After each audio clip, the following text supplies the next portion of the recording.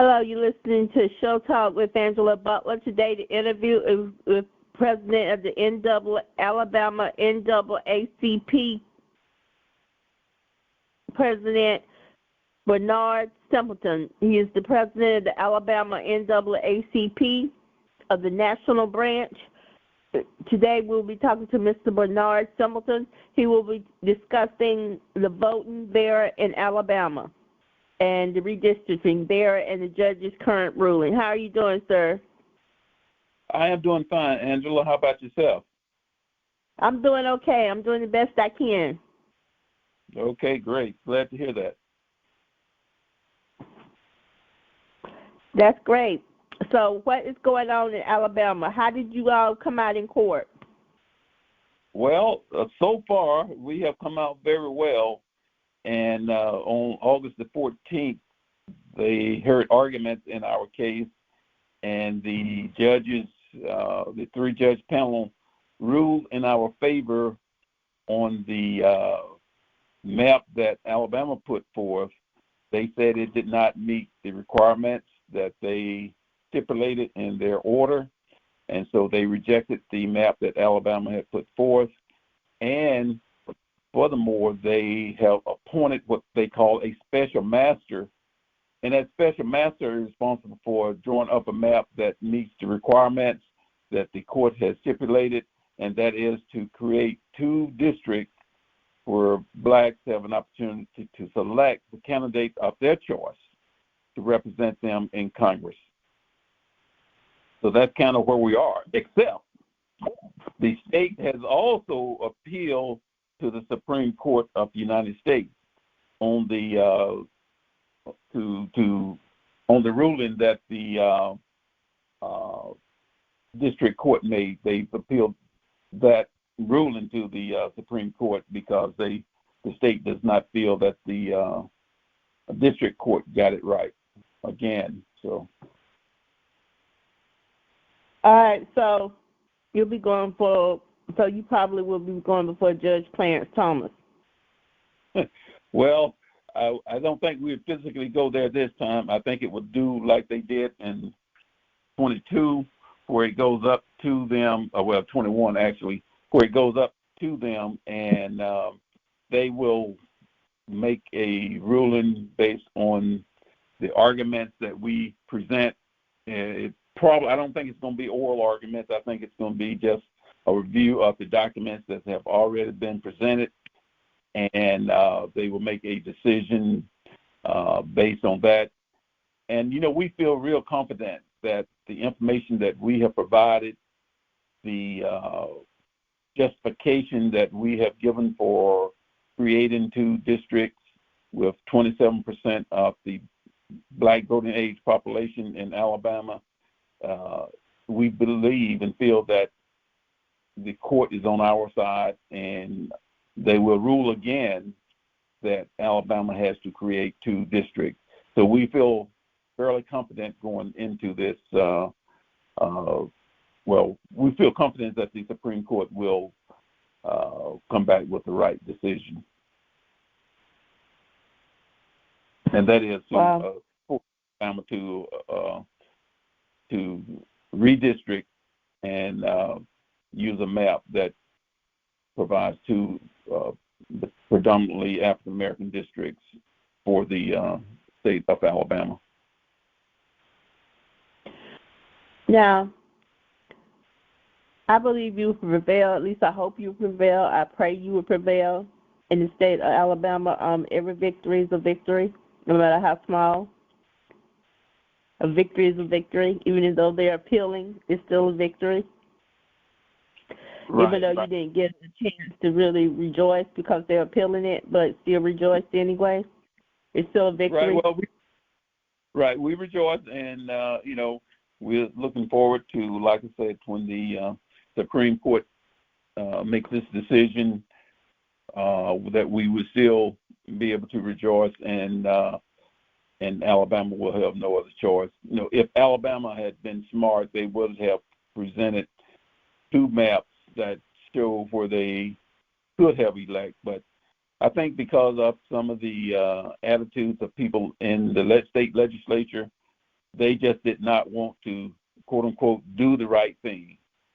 And of course, that's their prerogative. They have a majority vote in the House as well as in the Senate, so they could pass what they want to, the way they wanted to, and it's nothing, that the African American or those pro-choice people, not pro-choice, but those who were supporting our map, it was nothing they could do because they didn't have enough votes to stop what the state legislature wanted to do. So are those legislators going to be put in office? Well, they're already in office. Now, again, they had that special session back in July, I think it was, and that's where the legislatures came up with their map, and they presented a map to the court, and that map was signed by the governor, and as we tell everybody, that particular map, reduced Terry Sewell's number of black voting age population from about 55% to I think it's just over 50%, and so, but it's still enough for that we thought she could still, win an election. All right, so you won that, and I'm praying you win with the Supreme Court. Also, so basically, what I'd like to ask is, the NAACP is still going strong throughout the United States. There are other civil rights organizations, but the NAACP has been around a very long time. Yes, ma'am. We've been around since 1909, and we still are a major player in when it comes to civil rights, voting rights issues, whether it's economic, and basically equity, and so all of those issues are very important to the NAACP at the local level, what we call the branch level, the state level, and at the national level. So we continue to demand justice. We continue to demand fairness in all that we do. And, the NAACP is proud to have its name as a part of this a particular redistricting lawsuit in the state of Alabama. And they have some others in other states, in Louisiana and South Carolina and other states that the NAACP is a part of. But we are particularly proud to lead this effort for the nation in the state of Alabama. Yes, sir. Yes, sir. So let's talk about something with the voting. Voting has been around a long, long time, but not long enough for black. It's been around since the late 60s, being able to vote, black people. Why do you think black people don't vote? Well, there's a lot of apathy among black voters.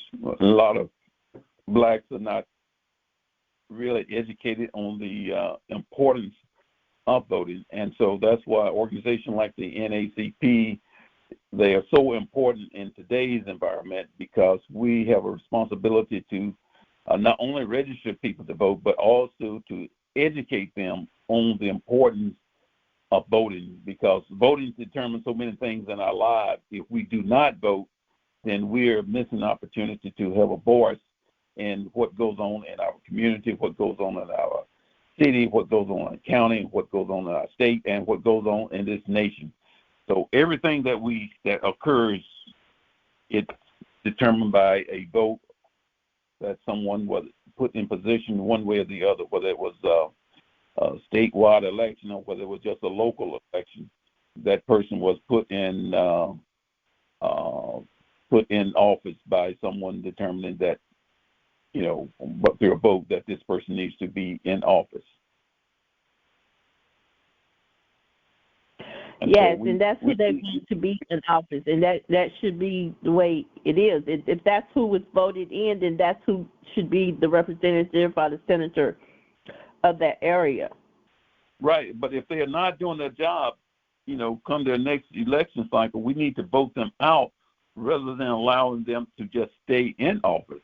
And that's what is happening. We have so many people in office that are not doing a fair job to the community, but we're not getting in there to vote them out. We just allowing them to run from year to year or from election cycle to election cycle to get reelected.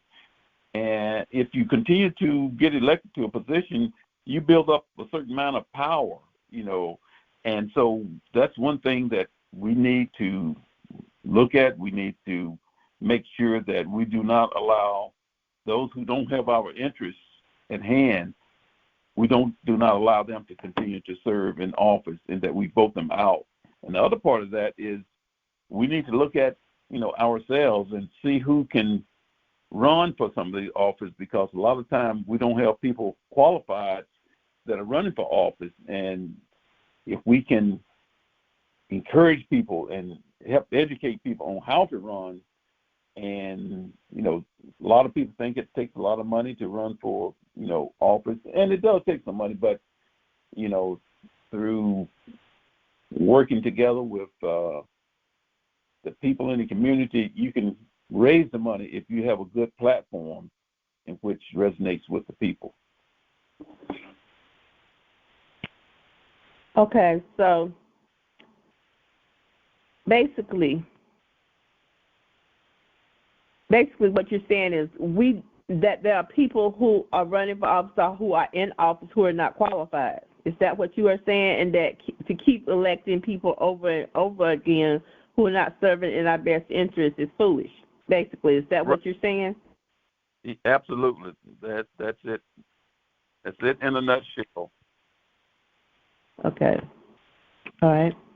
So now if you won this hurdle, you've got that behind you, and you gearing up for the Supreme Court, how long do you think that would take before it goes before the Supreme Court, sir? Well, of course, I don't control the schedule of the Supreme Court, but I would say probably because the Supreme Court knows how important this is, because the state of Alabama has said that it needs to know what its district is going to look like by October the 1st. I don't know if that's a hard deadline, but that's what the Secretary of State in Alabama has said. And so the Supreme Court knows the urgency of this, so this is going to be a high priority for the court. And I would imagine within the next couple of weeks, we will have some kind of decision from the Supreme Court. Next couple of weeks. Okay, I hope it's positive. I hope they don't. I hope that I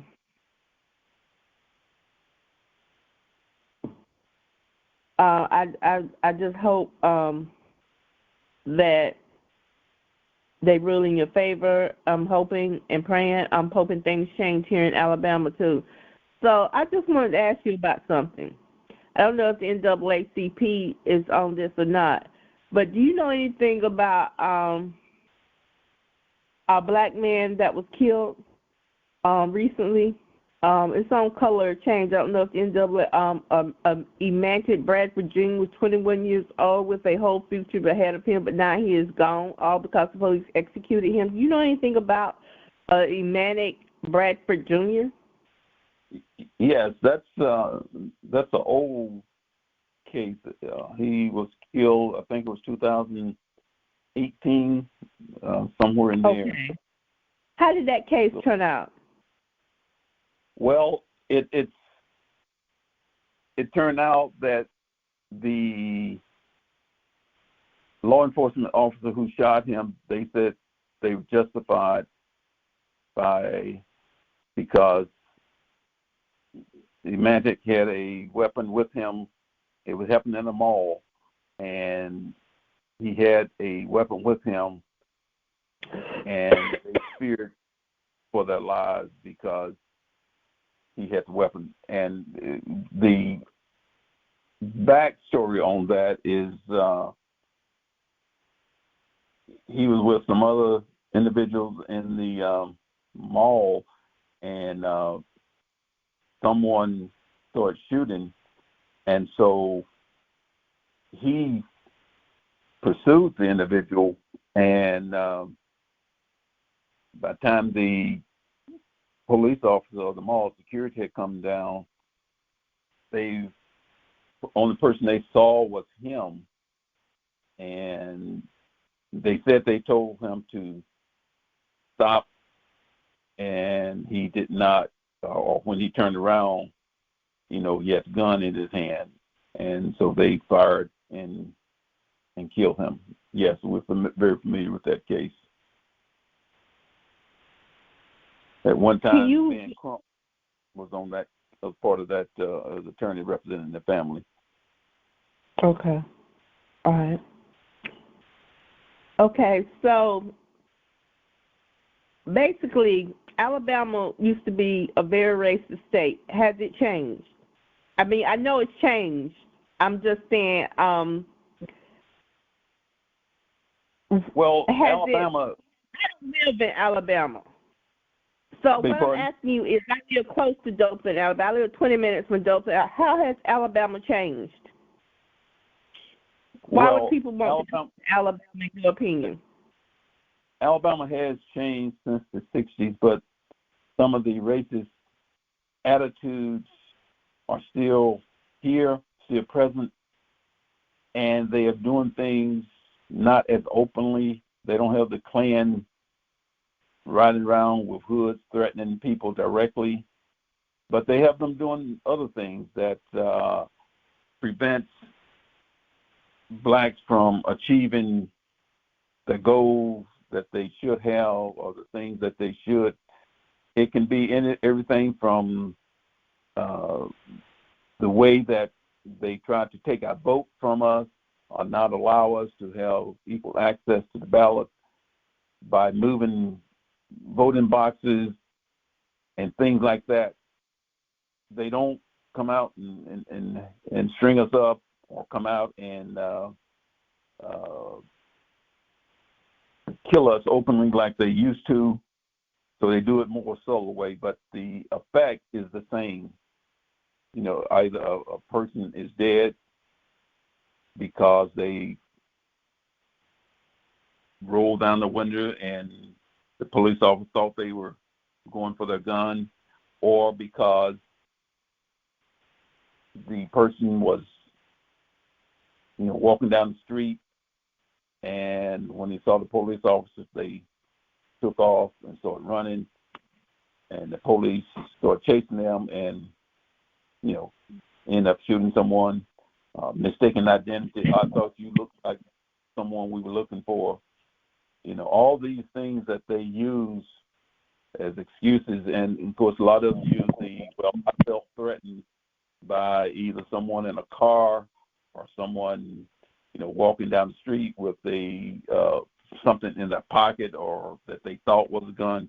All these type of things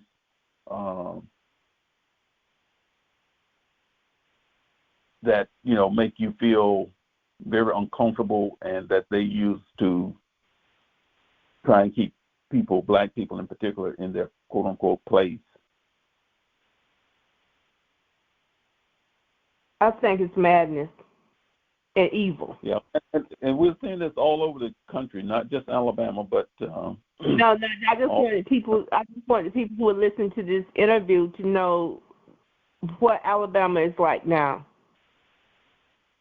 Something. How has it changed, and how has it not changed?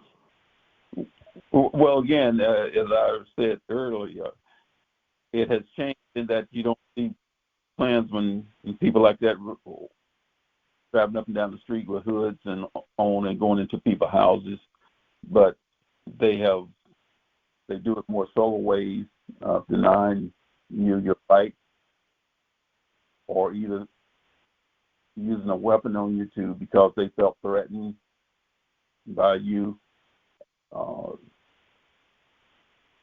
And so it's just much more subtle than it used to be. Yes, it's the criminal justice system. It's the criminal justice system is where they're really getting us at. They're getting us in other areas too. They're getting us in health and education too, but they're mainly getting in. They're getting us in the criminal justice system the worst. They're getting us more in the criminal justice. They're getting us in health, economics,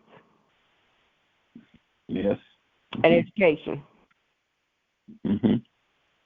through the criminal justice system. That's where they're at.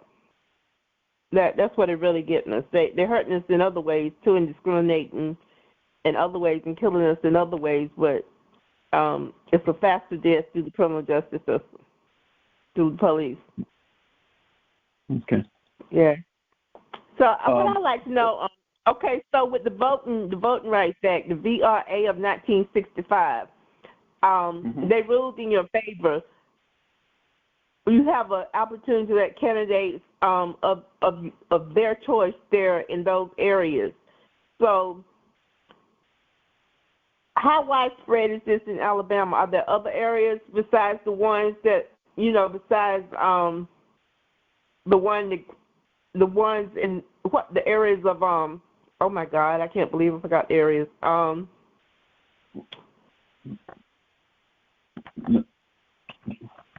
What area are you talking about? The areas where redistricting was, where they had withdrawn, where the judges ruled twice in the favor of the people in those districts in Alabama, and then they turned around and redo them back the way they wanted them to be withdrawn, the redistricting maps for voting.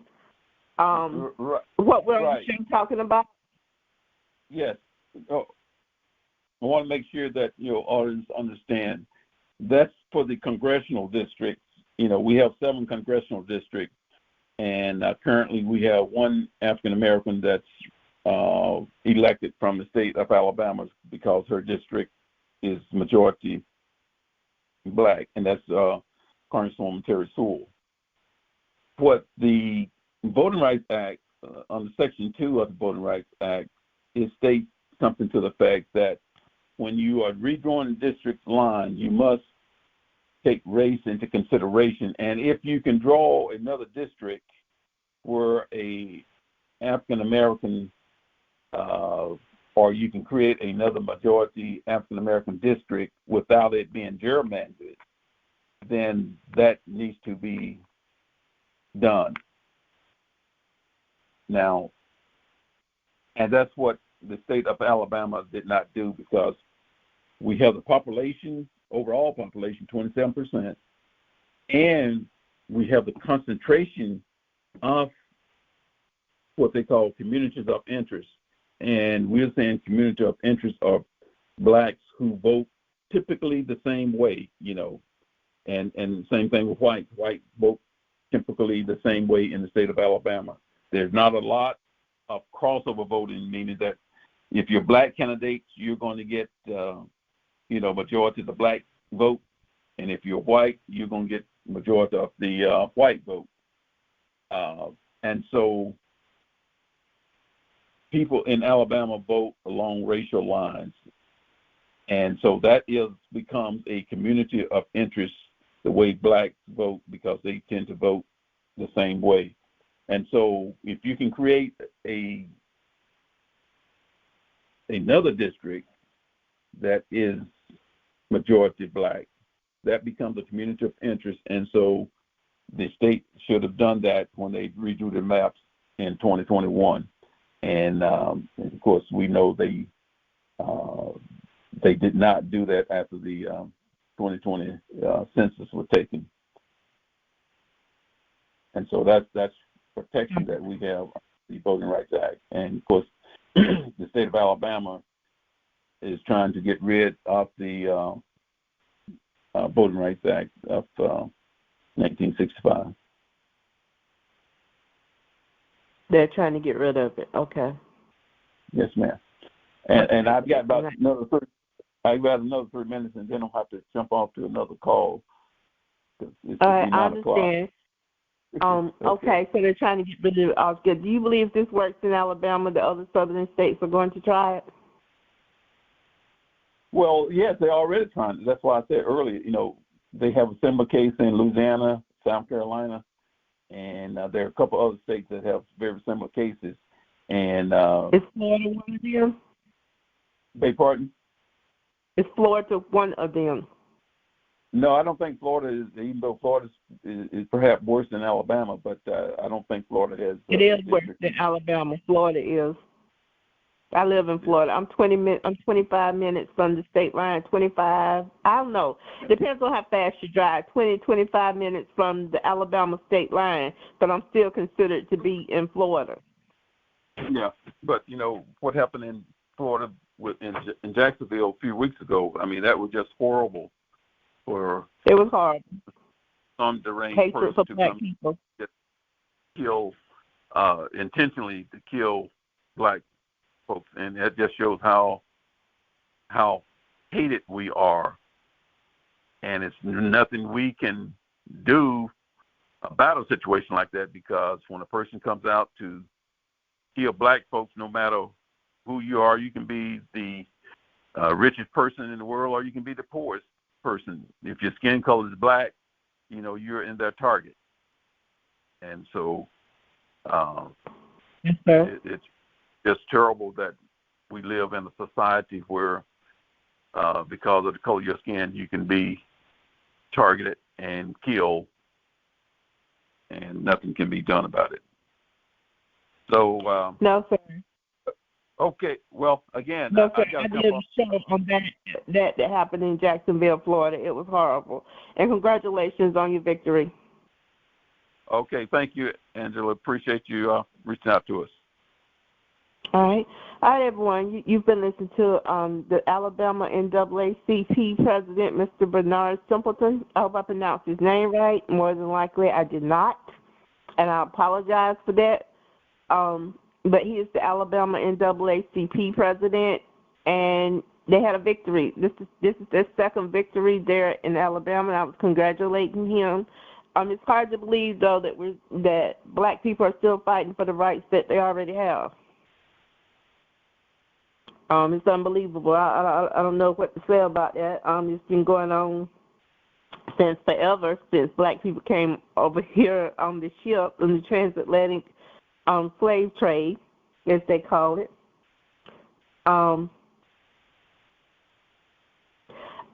Basically, this country is racist. It was built on racism. It was built on discrimination. It was built on inhumanity, and it's doing. And there are people in this country who are doing everything they can to take it back to that, to inhumanity, to murder, to slavery, and it makes no sense. It's insanity. Evil criminal insanity to want to make someone a slave.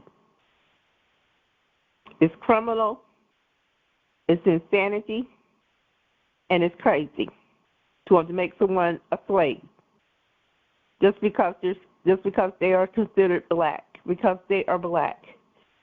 And if you think about it, we all bleed red blood, but this is just the way it is. It's the way it's been since they brought black people over the slave. Instead of just saying, well, we brought them over here against their will. They didn't want to be here back then. So what we should have did is left them in their own continent, minding their own business. But no, they don't see it that way.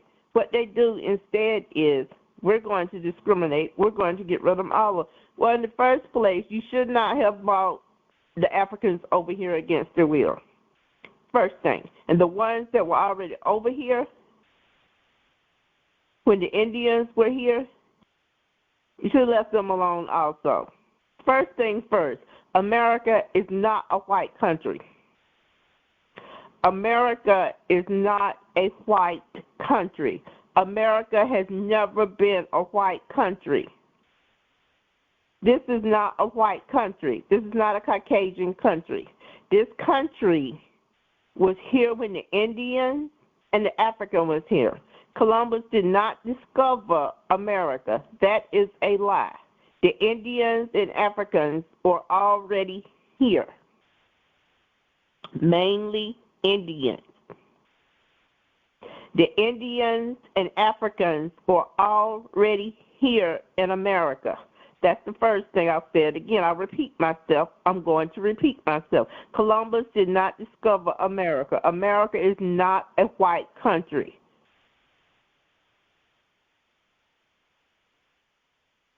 They killed the slaves with smallpox. They killed the Indians with smallpox, not the slaves. They went into another continent, not country. Africa is a continent. Kidnapped and nearly killed half the people they wanted to bring over here as slaves, which in my opinion are the heroes. The ones who died are the real heroes. Killed half of them, brought the rest of them over here, sick, malnourished, couldn't speak the language of this country, and enslaved them and forbidden them to speak in their own language. Do you all know that black people here in America have another language, African? Have you noticed that a lot of other nationalities that are in this country can still speak in their native tongue, either because they were born in another country and they migrated over? I said migrated, not enslaved, not kidnapped, not beaten and brought over here, but migrated over here. Black people did not migrate to this country. Black people were enslaved. They were kidnapped. They were beaten. They were tortured. They were held at gunpoint with muskets. They didn't ask to be in this country, but we're here now. We have built this country. Immigration. I don't have anything against immigration. I am not a racist. I repeat, I am not a racist. But black people do not speak in their native tongue because they were forbidden to speak into the Mexicans can speak in their native tongue, the Asians, the Chinese. Everybody can speak in their native tongue except a lot of black Americans. Have you noticed that? That's because we were forbidden to speak in our own tongue, our own African tongue. You said, what does that matter in today's day? And it matters. It matters. History matters. The truth matters. History and the truth matters because history is what is affecting today. Anyone who wants to turn someone into a slave is crazy, evil, and a criminal. Anybody who wants to see a population, a race of people locked up and put in prison is crazy, evil, and a criminal. Anytime you plant drugs on people who are not selling drugs, that is a crime. If they violate drug dealers' rights, they will violate your rights too. That is what I keep saying. That's what my brother, who is an attorney, taught me. If they violate drug dealers' right to prove that they are selling drugs by planting drugs on them, they will violate your right too. So people used to run around in the 80s, 90s, and early 2000s talking about, but they don't have no business selling the drugs. They don't have any business selling the drugs. That is true. They don't. They don't have any business selling the drugs. But if they violate their rights, they will violate your rights too, and that is what is happening. That is what drugs have did. When they planted the drugs in the black community, this is the result. They got mad because they were making all this money and moving into their neighborhoods. They moved out the hood and into their neighborhoods.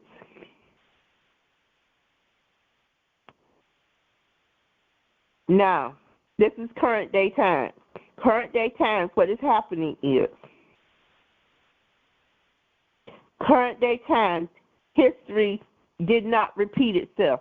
History never left. They started planning to rise up again after the Civil War ended. Did you know they killed the black people who fought on the side of the South and took their guns? They told them that they would have freedom and they would have land.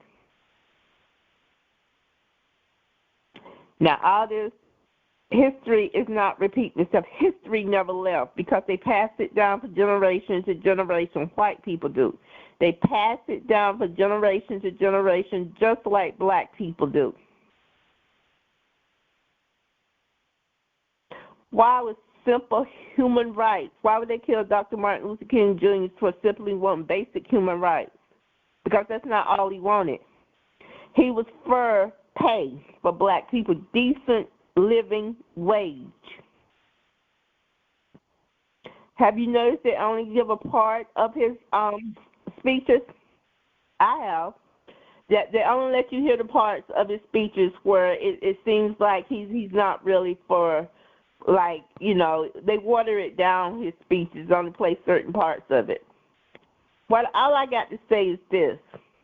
Black people did not immigrate over here, as Governor DeSantis is saying.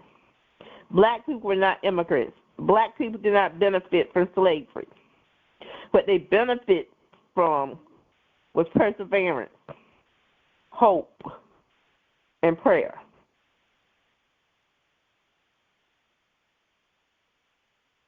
Everything in this country was created by black people, including Facebook. And Mark Zuckerberg, if you sue me, you're not going to get anything because I don't have anything for you to get. Even Facebook was created by black people.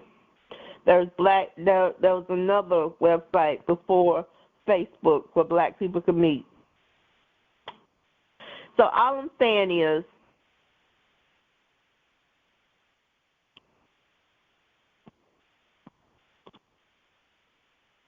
just remember.